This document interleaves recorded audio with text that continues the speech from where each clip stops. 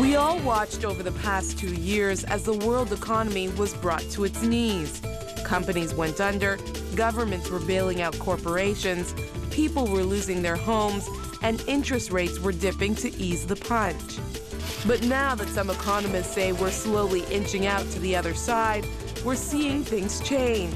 This February alone, retail sales rose in 9 provinces, with a strong spike in new car sales as well. But as we ring in those purchases and swipe our credit cards, one economic expert says it's time consumers, especially Christians, rethink their spending habits. There's this wide gap between what we consider to be our faith life and our ordinary life. So what we do on Sunday oftentimes doesn't have much to do with what we do Monday through Friday. And so I think that's one of the things that I always strive to do in my work, is try to make connections between faith life and everyday life. And that, William Cavanaugh says, includes how we spend our money. A professor of theology at the University of St. Thomas in Minnesota, Cavanaugh is author of a number of essays and books, like Being Consumed, Economics, and Christian Desire. In it, he explores the role Christians should play as consumers. We caught up with Professor Cavanaugh at the Evolving Church Conference, put on by the Epiphania Network a few months ago. Keeping one faith, one hope, one... Being Consumed starts off questioning whether we truly live in a free market society. He argues the world we live in doesn't encourage freedom, but instead, isolation. When is a market free?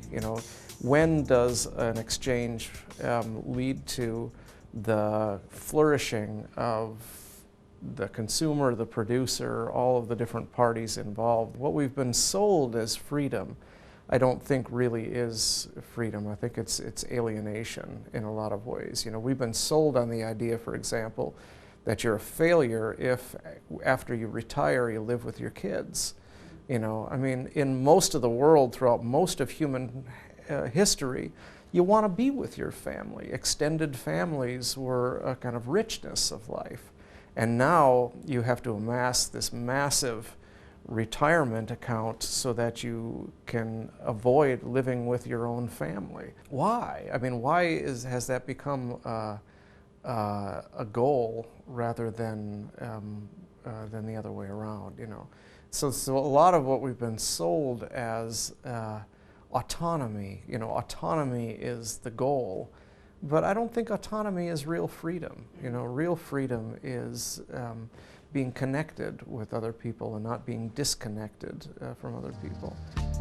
It's that world of disconnect that the professor says has caused us as consumers to become prioritized with the art of consumption and pursuit, rather than simply getting what we need. In consumerism, it's not so much about buying as it is about shopping. It's not really about having more, it's about having something else.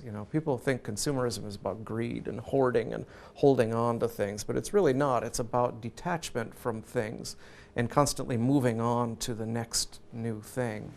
That's really what typifies consumerism, and so there's this sort of restlessness of desire.